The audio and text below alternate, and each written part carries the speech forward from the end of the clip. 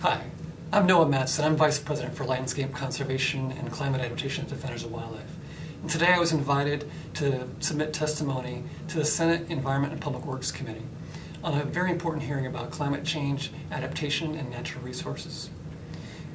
Wildlife is the canary in the coal mine for climate change. They are responding right now to the impacts of climate change. We have moose populations that have plummeted from Maine to Minnesota because warmer winter temperatures allow their parasites to thrive. Over 4,000 studies have documented species movements poleward and upward in response to climate change. I personally have seen the impacts. Just last year I went to the Primahook National Wildlife Refuge in coastal Delaware, where a few years earlier a storm, not even a hurricane, had blown through a coastal dune and destroyed the marsh.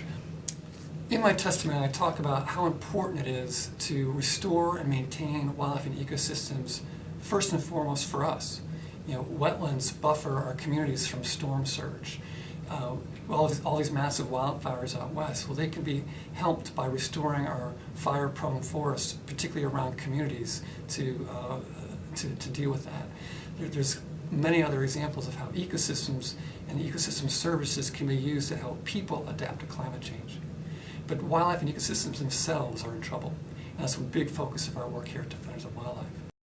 The next steps Congress needs to take are: 1, pass the SAFE Act.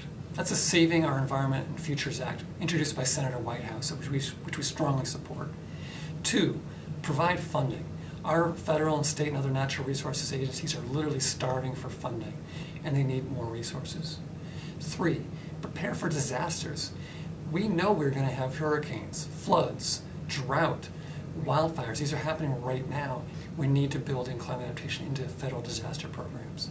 And 4, we need to protect large connected landscapes to allow species to move in response to the impacts of climate change.